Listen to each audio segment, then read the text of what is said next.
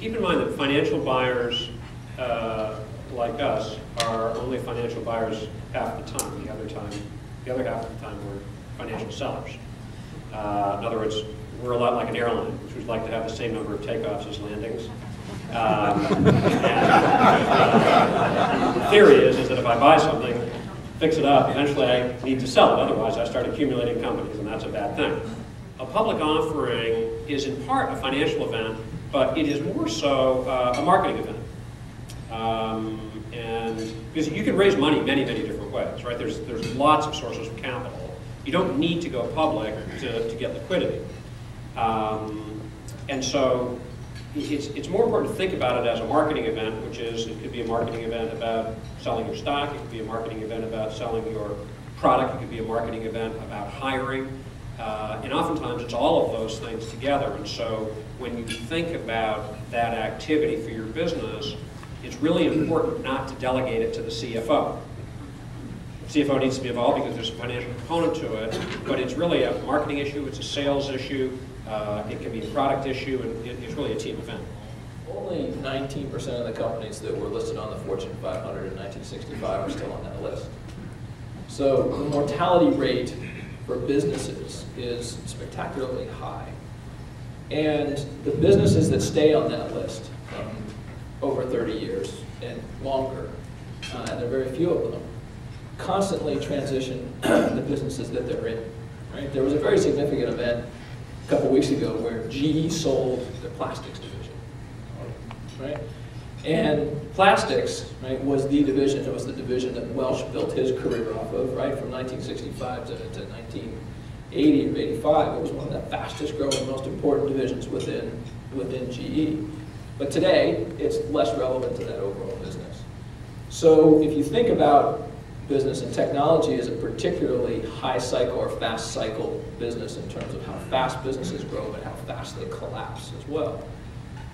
Being constantly focused on growth and adding new businesses and new growth opportunities to your company is absolutely critical if you want to stay on top over the long period of time. And not getting bogged down in the not invented here syndrome, recognizing that the whole nature of innovation and the whole reason there's an enormous venture capital, billions of dollars of venture capital industry worldwide, is because not all innovation is going to happen within the walls of your company. And good companies in technology, but also outside of technology, use M&A as a way to constantly refresh the product portfolio and the technology and the capability they have to succeed over the long term. You know, M&A, particularly M&A in technology, is a portfolio play. Right? It's every deal doesn't have to succeed, and as a matter of fact, right, if you succeed 100% of the time, by definition, you're not taking any risk. And it's this rapid product cycle and adoption cycle that you know, Diane and VMware are running the leadership on right now in a phenomenal way. M&A gives you optionality on those markets, and you know, for the amount of return that EMC has built off of VMware, right, it can make 50 mistakes on acquisitions and still create tremendous shareholder return for EMC. And it's the failure to do those deals that hit those curves that cause technology companies to fail. The only way you get a VMware is if you're prepared to go out and every year knock back a few deals, try to do as good a job as you can, and the expectation is that there will be a distribution of outcomes. But you don't get to play by playing once. In other words, if you do a deal and it doesn't work very well, should you stop? No.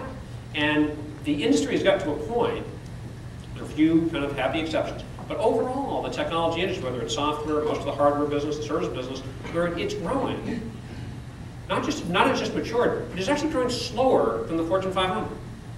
Software industry is growing at 7%, the Fortune 500 is growing at 10 to 12%. It's mature. Deal with it.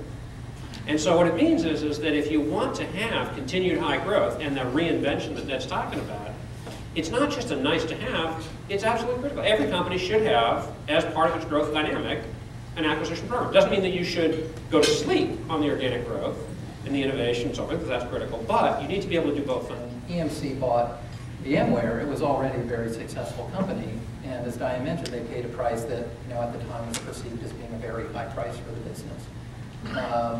But that was part of the bet that EMC was making. At the same time that they were doing that transaction, they were doing a number of large, more mature company deals. They were buying Legato. They were buying Documento. And at the same time that they were doing that, they were doing a number of startup transactions as well, investing in a number of new technologies with more of the value in the terminus potentially. So I think having, the portfolio approach, not only just let's lay a lot of bets, but having, the discipline and the conviction, to do deals, across the spectrum of different deal types is an important thing to success. And it's clearly a strategic advantage for companies that know how to do it well. Big companies are very cash generative. And so whether it's Cisco or Microsoft or whatever, and you've got 20, 30, 50 billion dollars worth of cash that's earning treasury rates, let's call it 3, 4, 5%. There's a lot of things that you could do with that cash that would be better than that. And so, it's sort of, when the alternative is 3% or 4%, there's a lot of things that actually could work. The general point I would say is that big companies take too little risk, not too much. Just as a general criticism. It's not that they're too wacky, it's they're not wacky enough. Culture is an exceptionally important part of it. Getting the team in and making them feel successful and giving them opportunities is central to the success of any transaction. And the fact that we acquire for growth and we acquire new capabilities to bring in the company, it's just an easier story, right? And it's easier to do. Because if I come to you and say, look, the same vision you had yesterday for your startup, you still have, but I'm going to give you a global distribution channel, I'm going to give you some more technology, and I'm going to give you help doing this, this, and this, right? We're going to invest and to grow your business. You get very excited and you start going and you move, right? You get through that sort of hesitation phase that occurs in all deals very quickly.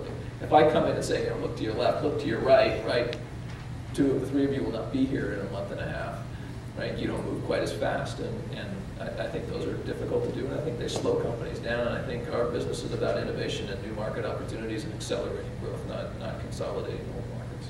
I just had one thing. Across our portfolio, I think we've got a dozen companies right now. I think we bought last year 41 companies into those portfolios, those acquisitions that we did inside. And the one thing that you see that's consistent across industries, sectors, market sizes, cultures, is that the companies which find a way to make heroes out of the people who get acquired are the ones that succeed. And in particular, Ned's actually a great example of somebody who can transcend their unit. In other words, what a lot of people do wrong is you come in and they say, you're going to come in and we're never going to touch anything. We won't change anything. And that's sort of, on the surface, incredibly, as a first blush, incredibly comforting.